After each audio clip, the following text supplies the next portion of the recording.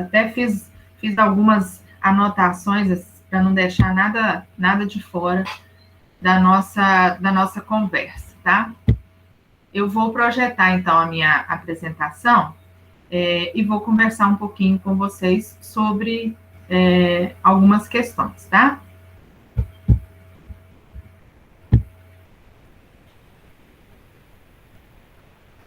Vou colocar aqui. Beleza. Então, gente, o nosso tópico de ensino da semana é sobre o arcadismo, né? É um movimento literário que predominou no século XVIII e ele é conhecido também, né, nominalmente, além do arcadismo, como neoclassicismo. Obviamente, com um nome desse, né, um neoclassicismo, ele vai fazer o quê? Vai fazer uma retomada, né, de percepções do classicismo lá no século XVI. Então, se a gente observar até agora, né, desses estudos da literatura que nós temos feito até então, e a gente observar da nossa cultura, né, nós vamos perceber que cada momento é uma oposição ao momento anterior. Parece assim que a todo momento o homem está insatisfeito com a direção do seu próprio tempo, né? E por isso ele rompe com o presente, propondo algo novo, alguma coisa diferente, né? Que precisa se destacar naquele seu tempo presente. Mas aí quando a gente analisa e também os estudos da literatura, né? Os estudiosos, no caso, eles analisam esse novo, né, em determinado momento da história, a gente percebe que muitos elementos antigos, né, que foram abandonados, eles voltam à tona. Então, é velho misturado a novas tendências que vai se tornar uma novidade. Então, esse arcadismo, neoclassicismo, novo classicismo, por 18, obviamente, ele vai retomar algumas questões, alguns padrões, alguns elementos do classicismo do século XVI com uma nova roupagem, né? Adaptada a um contexto, aos acontecimentos históricos daquele período, né? E para fazer uma perspectiva para vocês, né, do que é e de quais são essas tendências desse neoclassicismo, do arcadismo do século XVIII, eu vou trazer um exemplo para vocês de um filme. São dois trechinhos que eu vou, de 3 minutinhos cada um, que eu vou mostrar para vocês. Até para vocês terem um gostinho e uma sugestão para que vocês assistam a esse filme. É um filme também que me traz uma memória afetiva, porque quando eu estava justamente no ensino médio, né, no segundo ano do ensino médio, que já tem, né, não tem tanto tempo assim, em 1992, esse filme, a professora de literatura passou para a gente justamente com essa intenção de relacionar um estilo literário, né, e isso foi uma coisa que marcou muito naquele período. Era ainda a fita VHS, né? O professor alugou na locadora, aquela coisa, era toda uma novidade, 1992. Então, a gente tem aliás, 1990, estou errando até as contas aqui, né? 1991. Esse filme, se eu não me engano, é de 89 e 90. Enfim, ele é uma história de um professor de literatura inglesa, no caso, tá? Ele vai lecionar numa escola, Pedro Mota está chegando, ele vai lecionar numa escola, Welton Academy, que, né, tinha muita tradição. Então, assim, os preceitos que essa escola determinava para os seus alunos e que eles tinham que repetir, e como robozinhos, eram tradição, honra, disciplina e excelência. E eles ficavam repetindo aquilo. é muito tradicional. Então, vem esse professor para renovar os estudos e a maneira de ensinar. Essa perspectiva, né, traz, assim, vários conflitos no filme, não vou dar spoiler, quem quiser assistir vai assistir, mas ele traz justamente esse conceito de finitude, né, que é trazida pela pedia, que é uma máxima latina, que significa aproveite o dia, né, aproveite o momento presente. E ele vai trazer, né, com esses métodos pouco conservadores, ele vai encorajar esses estudantes a viver de maneira extraordinária. Então, eu vou demonstrar para vocês aqui só um trechinho do filme, e aí a gente vai conversar um pouquinho sobre o arcaico, tá? Eu vou colocar aqui, eu vou tirar o meu áudio para colocar um sonzinho para ficar mais alto para vocês aí, tá?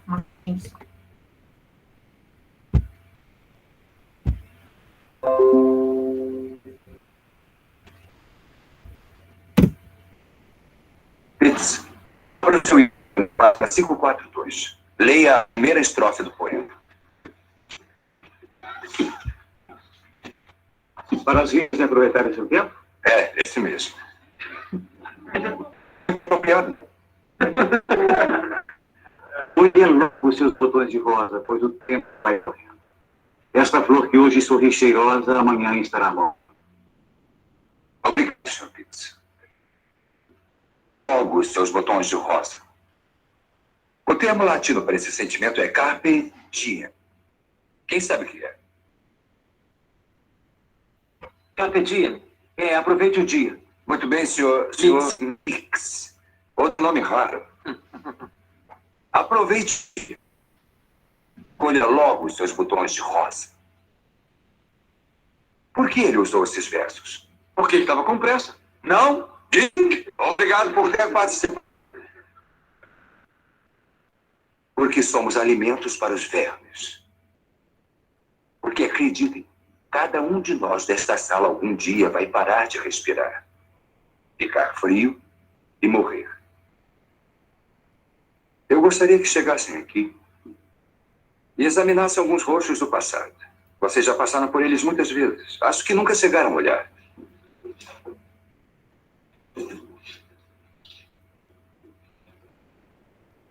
Eles não são do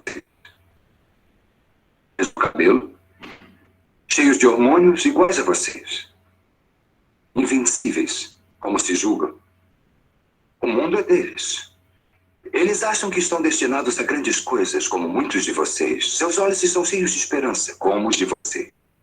Você deve esperar demais suas vidas eram capazes. Agora, esses rapazes fertilizantes. Mas se escutarem bem, ouvirão o legado deles para vocês. Aproximem-se. Escutem. Estão ouvindo?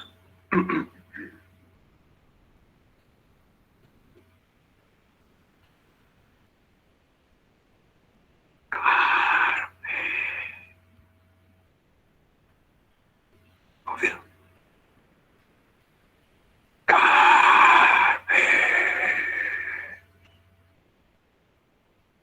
Carpe diem. Aproveitem o dia, rapazes. Tornem suas vidas extraordinárias.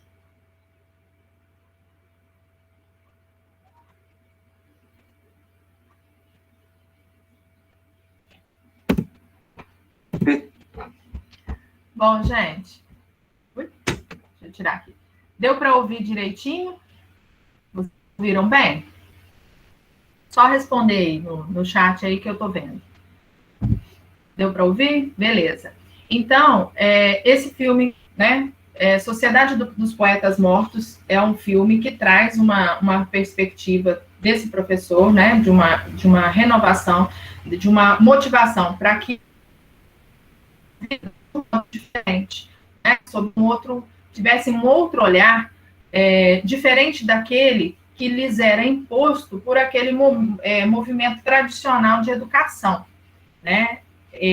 Então, ele traz, né, várias perspectivas de leitura, né, através de leitura de mundo, através da literatura. E o Carpe Diem é essa máxima que ele traz logo no início, quando ele chega na escola, para os alunos, né? E bem ao gosto do movimento Arcade do século XVIII. Por quê?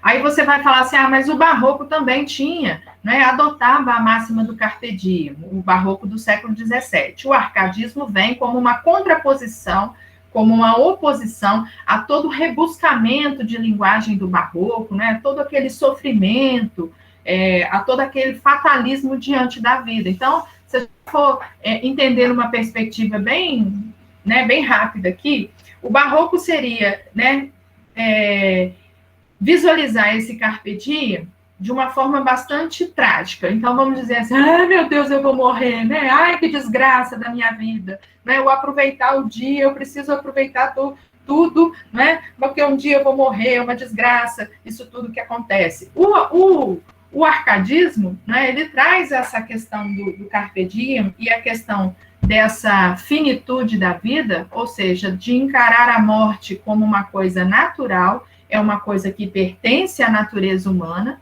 ninguém vai ficar para semente, né? E aí ele traz essa perspectiva de você olhar o mundo de outra forma, enxergar, né, as possibilidades que o mundo te traz, né? E aproveitar isso, aproveitar todas as possibilidades. Então, o fatalismo, né, distante, no caso, com relação a essa perspectiva do Carpe Diem, tá? E aí esse professor, ele traz para os alunos essa perspectiva, justamente, né, de ter uma outra visão, uma visão diferente de mundo.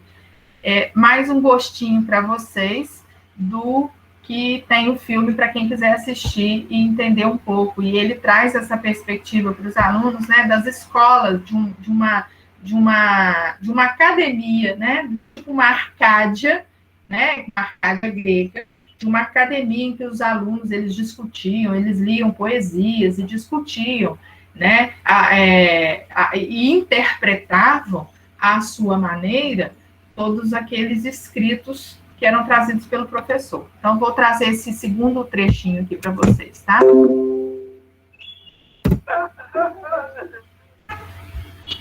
Por que eu estou em pé?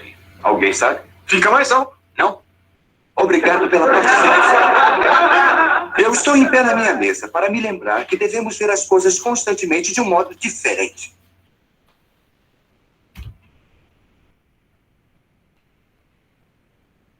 O mundo parece muito diferente aqui de cima. Se não acreditam, venham vocês mesmos. Venham. Venham.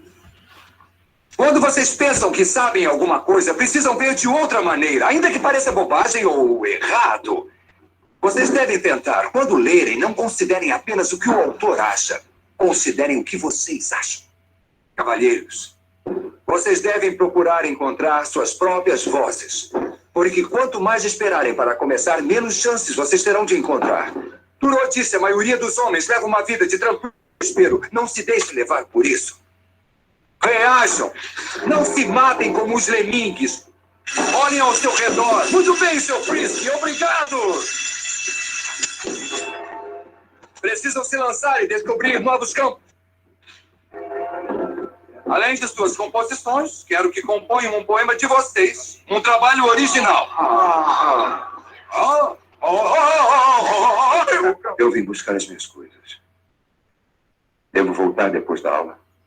Pegue agora, Sr. Kitty. Se o índice de perfeição do poema for colocado na horizontal... Certíssimo! Eles passaram... Silêncio, Sr. Anderson! Por favor, acredite em mim! Eu acredito em você, Todd. Saia, Sr. Kitty! Mas a culpa não foi... Sente-se, Sr. Anderson! Mais uma indisciplina dessa e qualquer um será expulso desse colégio. Oh, capitão, meu capitão! Leve-se, Sr. Anderson!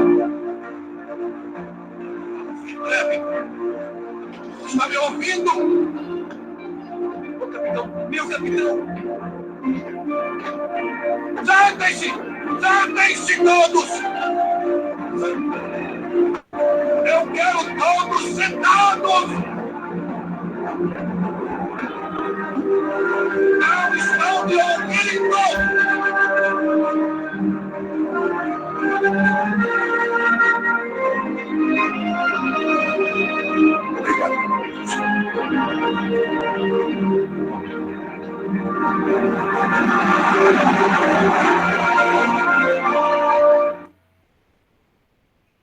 Bom, gente, então,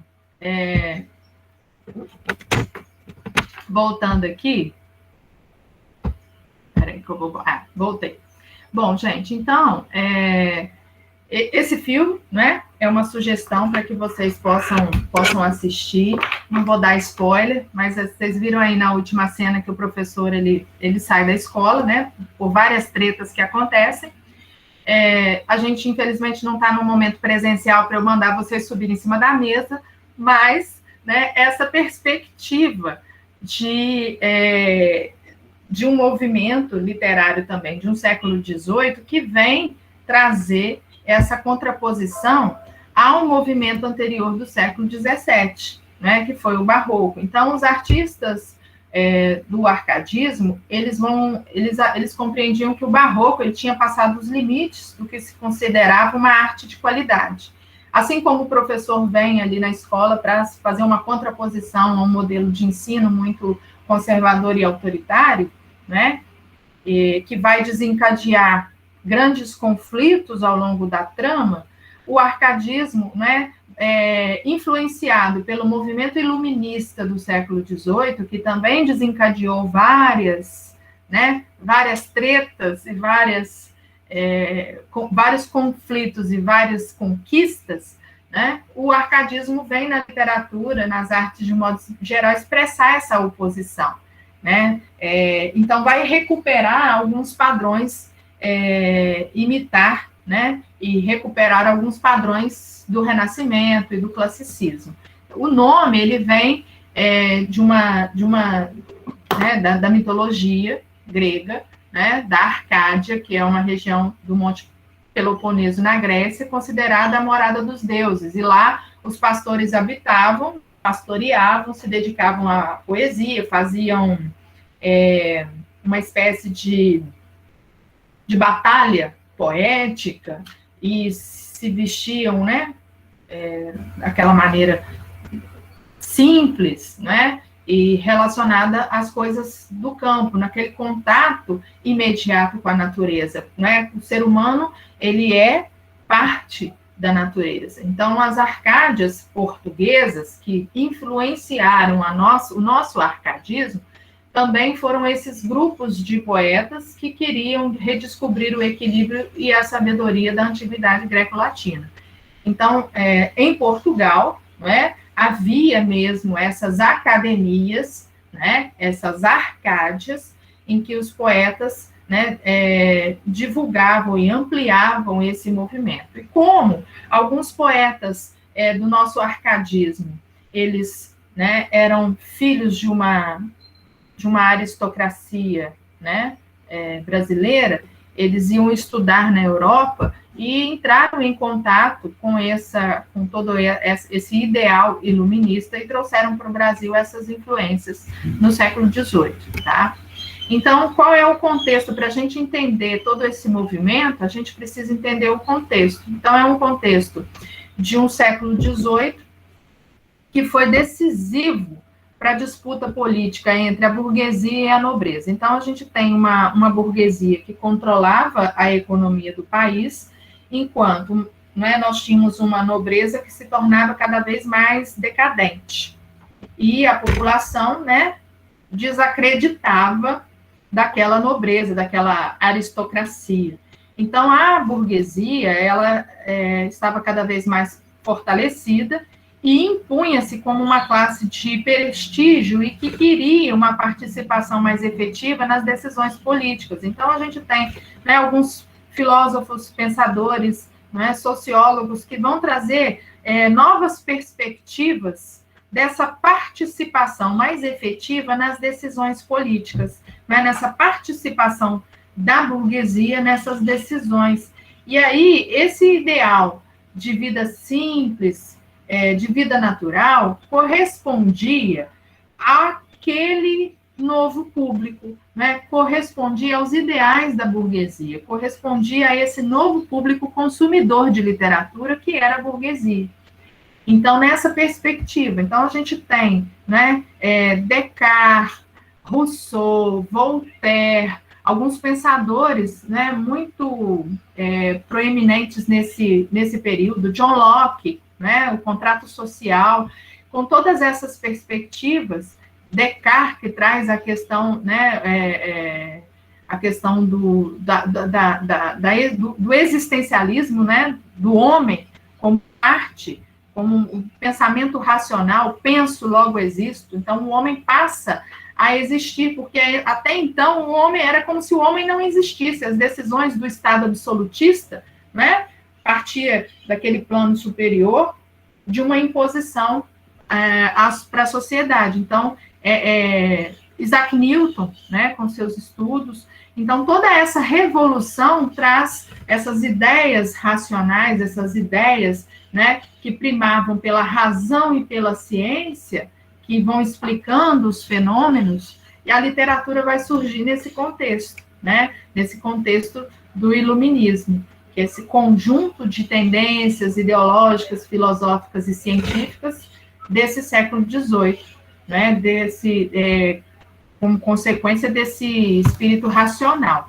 E aí a gente tem, como eu falei anteriormente, né, era o anseio desse novo público consumidor de literatura, que vem a ser a burguesia, né, o anseio era esse ideal de vida simples, né, esse ideal de vida simples e natural, por exemplo, trazida pela perspectiva de Rousseau, né, dizendo que o homem nasce bom, mas a sociedade o corrompe. Então, a questão dessa busca pelo equilíbrio, né, diferente da perspectiva do Barroco, que é aquele conflito de ideias teocêntricas e antropocêntricas, né, o fatalismo, o desespero, o sofrimento. Então, eles queriam esse respiro de uma vida equilibrada.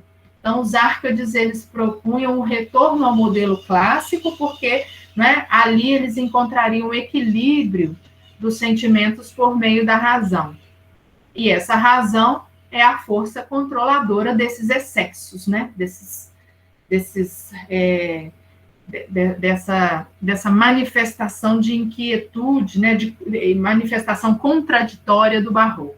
Então, no classicismo, no neoclassicismo, essa linguagem simples, né, sem muitas figuras, então sem antíteses, sem paradoxos, né, sem muitas metáforas também, numa linguagem mais simples, direta e objetiva, né, trazendo algumas máximas latinas, né.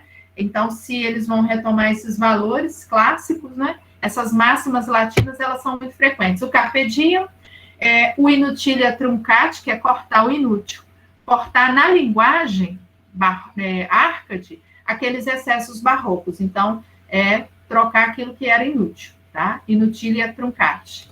Uma segunda característica que é o bucolismo. Então, se tem essa relação direta com a natureza, o fugir da cidade, numa inspiração clássica do poeta latino Horácio, né, o fugere urbem, essa máxima latina, adotada por Horácio nos seus poemas, né, eles acreditavam que somente em contato com a natureza o homem poderia alcançar o equilíbrio, a sabedoria e a espiritualidade. Muito influenciados também pelo pensamento de Rousseau, né, dessa questão de que o homem nasce bom, que o homem, né, a natureza humana é a bondade e a sociedade o corrompe. Então, se o meio urbano corrompe o homem vai fugir para o campo, né, vai fugir para a natureza para não ser corrompido.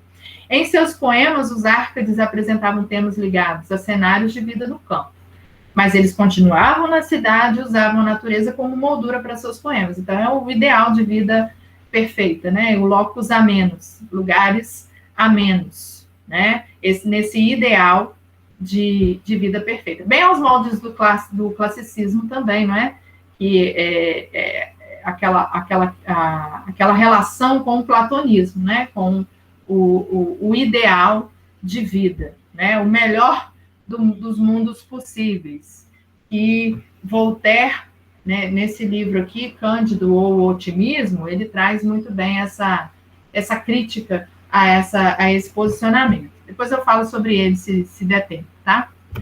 Um terceiro ponto é o convencionalismo. Então, traz coisas que pertencem a coisas simples, que pertencem à natureza do homem, que pertence à simplicidade que o homem buscava, né? Então, é a valorização da aurea mediocritas, que é a busca da simplicidade, buscando o sequere natura, que é seguir a natureza. Então, o convencionalismo, né, relacionado muito ao bucolismo, que é essa busca pela simplicidade, pela natureza, e aí, né, muito comum essas expressões, campos verdes, árvores frondosas, ovelhas, gado, dias ensolarados. Então, é a perspectiva de, num mundo muito conturbado, de num mundo com tantas inquietações e também com tantos conflitos, essa busca por uma vida mais simples, por uma vida mais tranquila, tá? Através da literatura.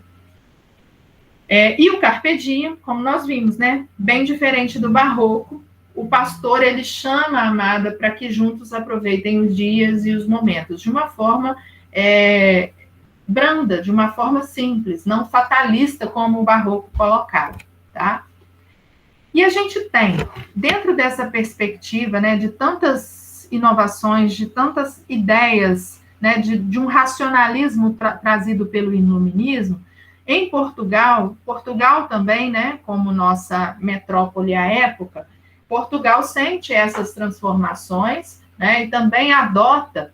Então, há um clima de modernização econômica, política, inclusive educacional, trazida pelas ideias do Marquês de Pombal, em Portugal, que depois ele traz para o Brasil, e aí isso, como consequência disso, a expulsão dos jesuítas do território brasileiro.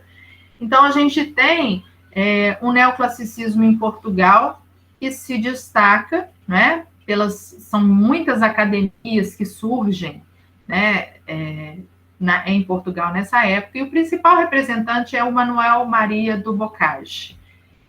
Bocage, ele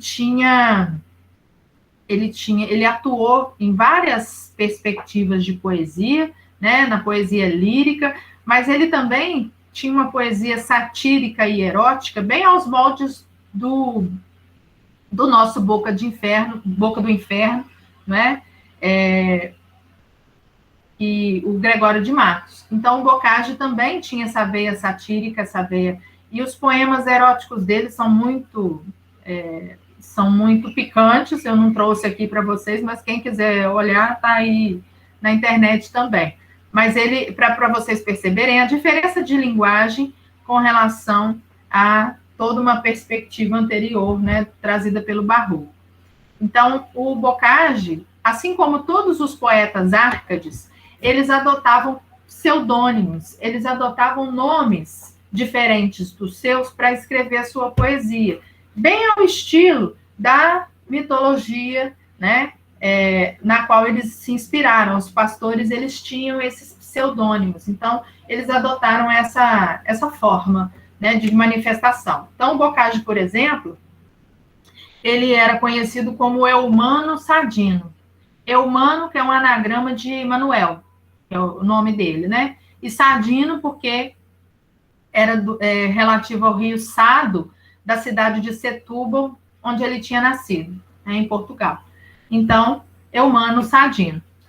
No Brasil, os poetas também vão criar esses pseudônimos para si, né?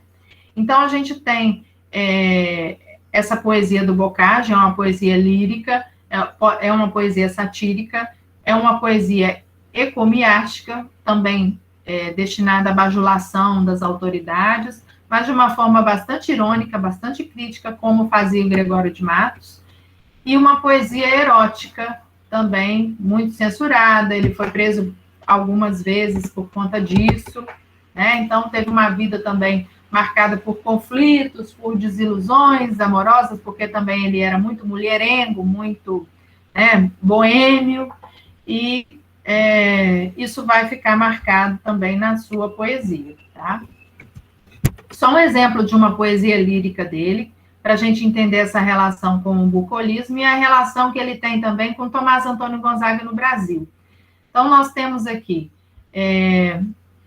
já se afastou de nós o inverno agreste, envolto nos seus úmidos vapores. A fértil primavera, a mãe das flores, o prado ameno de boninas veste. Varrendo os ares, o sutil nordeste, o vento, os torna azuis. As aves de mil cores adejam entre zéfiros e amores e tomam o fresco tejo a cor celeste. Vem, ó Marília, vem lograr comigo destes alegres campos a beleza, destas copadas árvores o abrigo, deixa louvar da corte a vã grandeza, quanto me agrada mais estar contigo, notando as perfeições da natureza. Então, a gente observa, uma tendência clássica pela forma, uma forma que é o soneto, a forma fixa, de composição clássica. Então, o trabalho com as rimas, isso tudo, quanto à forma, retoma aos padrões clássicos. Quanto ao conteúdo, ele traz todos aqueles elementos que nós vimos antes, o bucolismo. Então, toda essa referência aí a esses elementos da natureza, primavera, inverno, flores, o Tejo, que é o rio, há também a relação com o locus amenus, nós temos aí um lugar ameno para se viver, então ele chama a sua musa inspiradora, o poeta Árcade, ele tem a sua musa inspiradora, ele adota um pseudônimo e uma musa que normalmente também é idealizada, para ele é a Marília. Tomás Antônio Gonzaga também tinha a sua musa inspiradora, poeta Árcade brasileiro, também chamada Marília. Por isso, a Marília do Tomás Antônio Gonzaga é conhecida como Marília de Dirceu, para não ser confundida com a Marília do Boccaccio, tá? Então, você tem o locus amenus, você tem o inutilia truncati também, porque nós não percebemos aqui, figuras de linguagem expressivas, nós não temos antíteses, paradoxos, nós não temos metáforas, nós não temos metonímias, como o barroco sempre traz. Então, é uma linguagem simples, objetiva e direta, chamando para esse ambiente natural, esse ambiente aprazível, que traz uma sensação de prazer.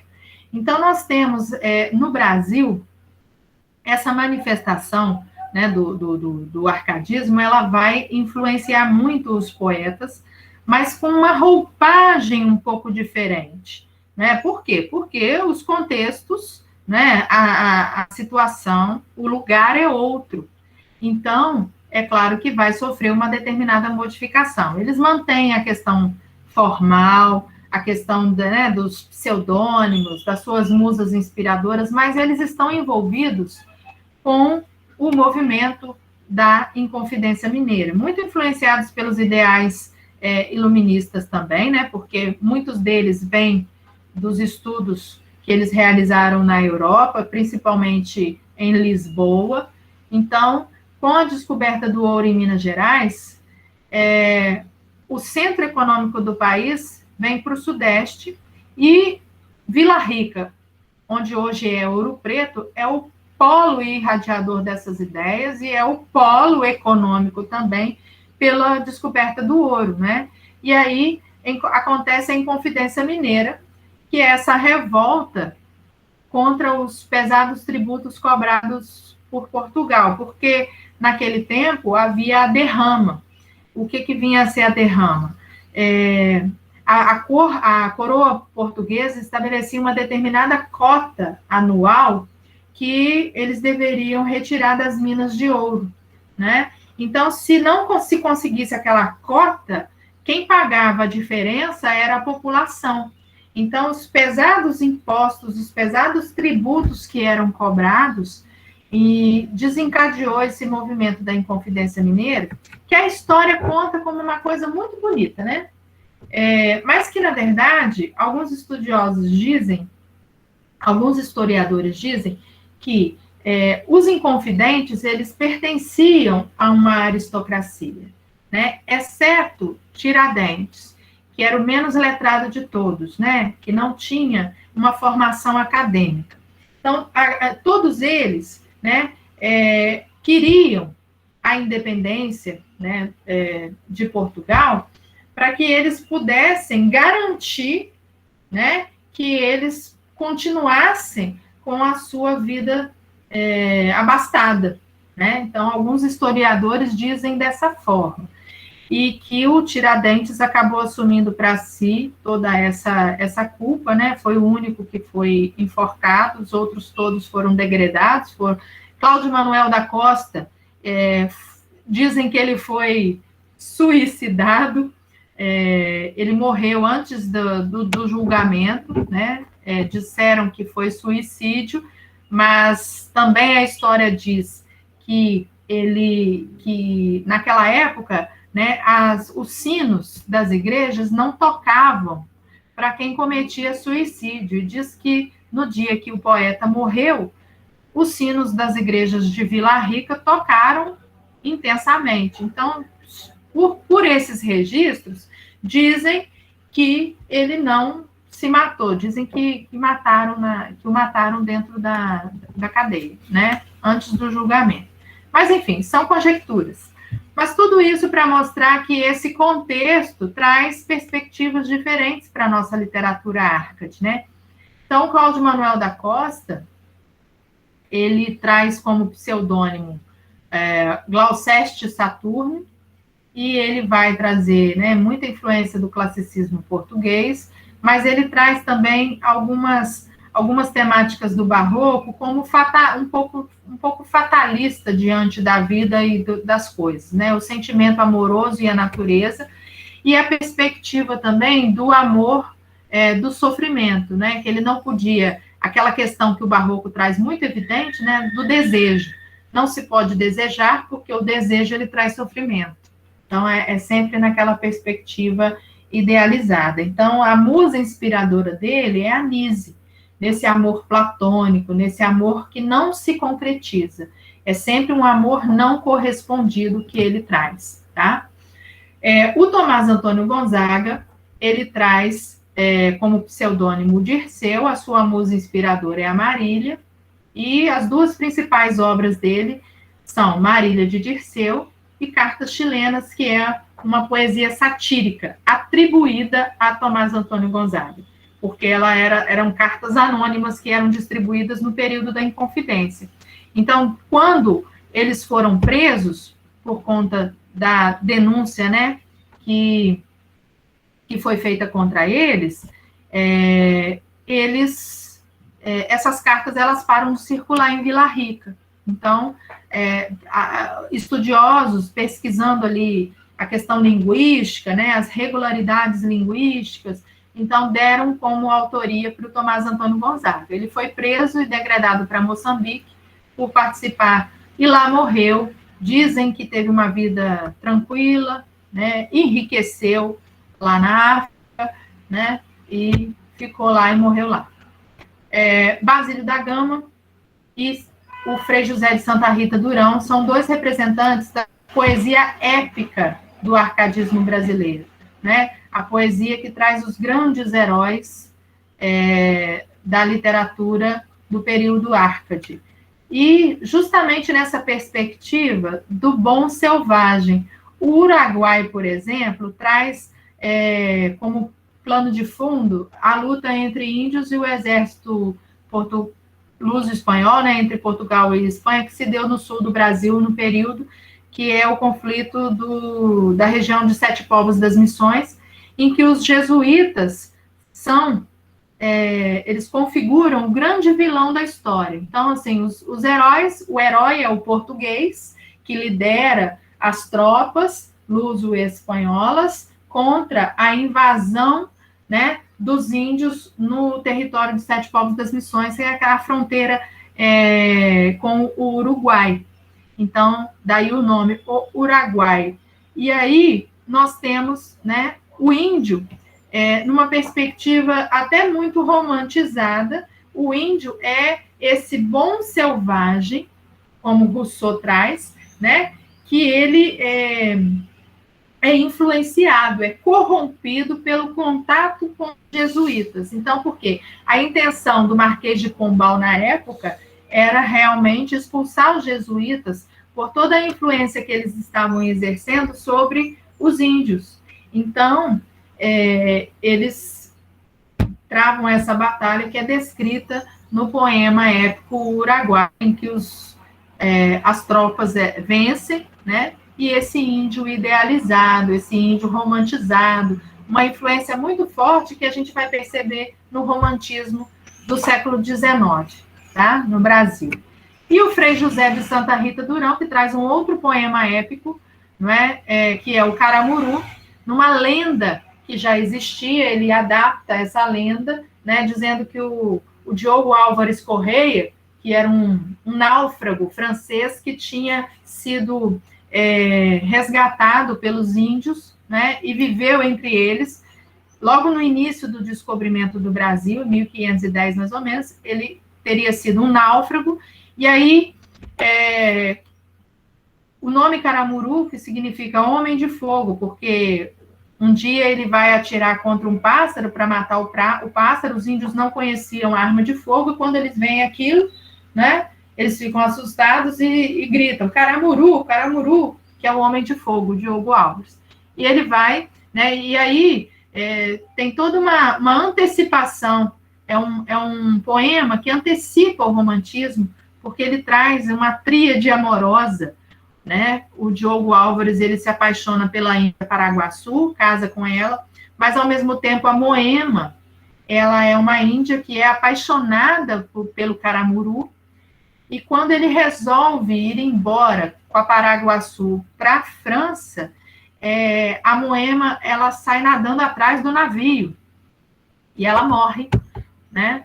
Nessa empreitada de sair nadando atrás do navio, porque seu amor está indo embora, ela morre e as águas do mar devolvem Moema para a praia. Então, essa cena, né, bastante idealizada, bastante romantizada, dessa tríade amorosa que se constrói. Isso é muito comum e a gente vai ver no romantismo do século XIX, tá? Então, essa perspectiva que nós temos. Então, só para trazer um exemplo de como os poetas brasileiros, eles trabalham de uma forma diferente o arcadismo, eu vou trazer o Tomás Antônio Gonzaga para exemplificar, porque ele traz aqui, quando ele canta, né, para sua Marília, essa vida tranquila do campo, Marília, não fui nenhum vaqueiro, fui honrado pastor da tua aldeia, vestia finas lãs e tinha sempre a minha moça no preciso cheio.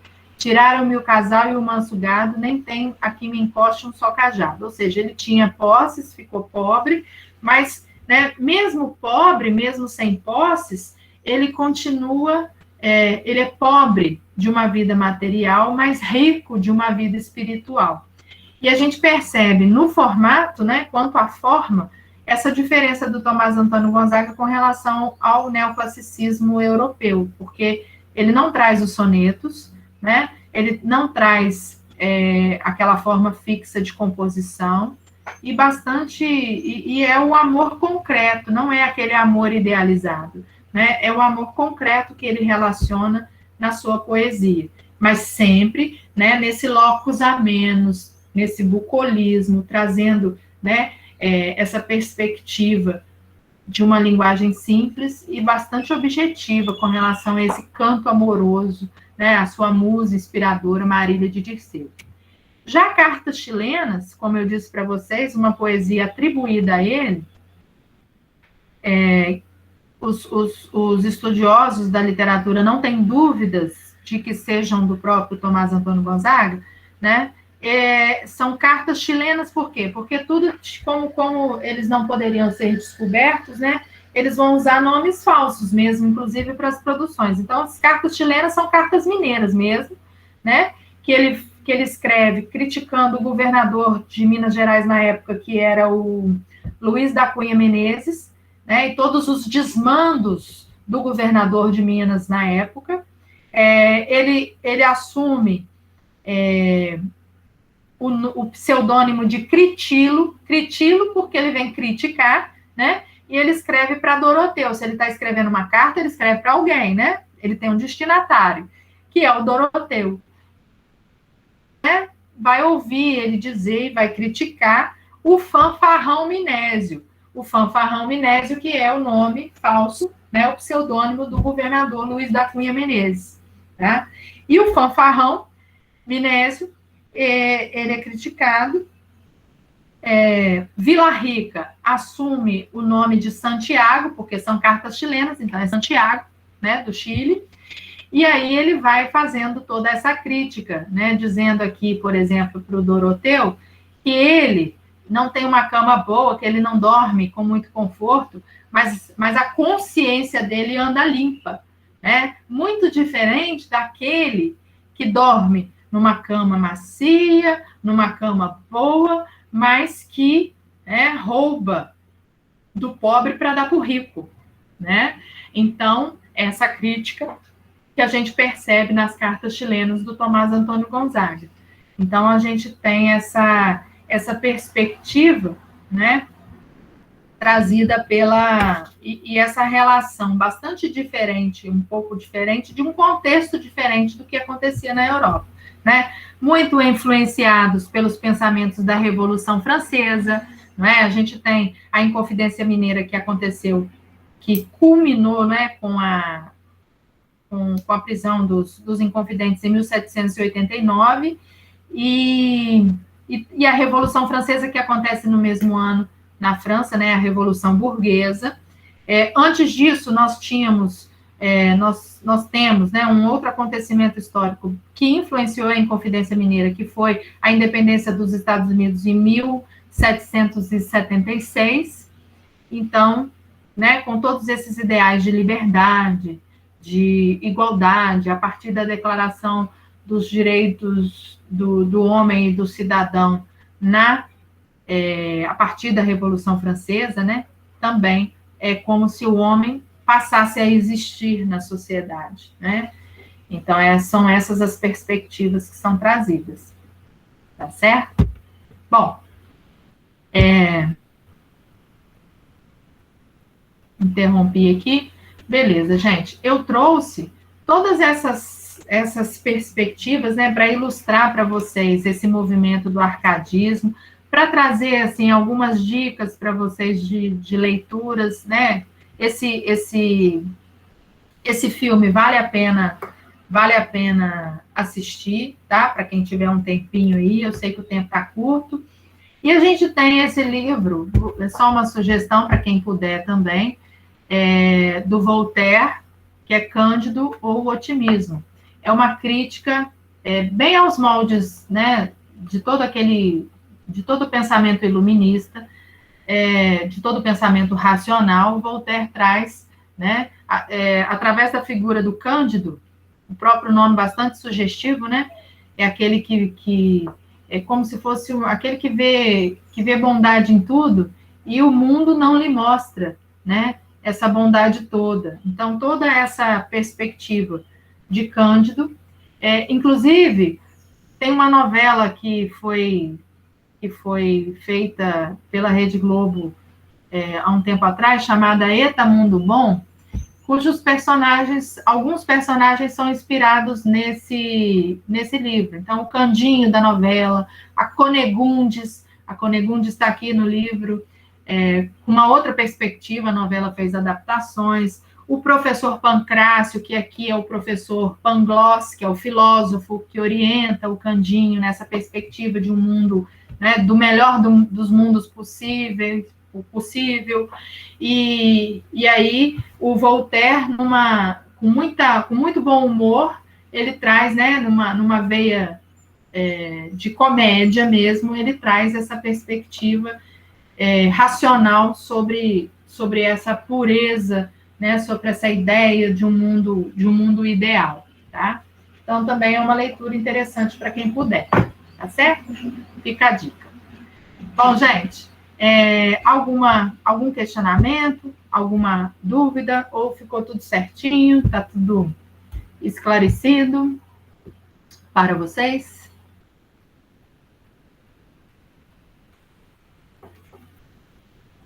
Tá tranquilo?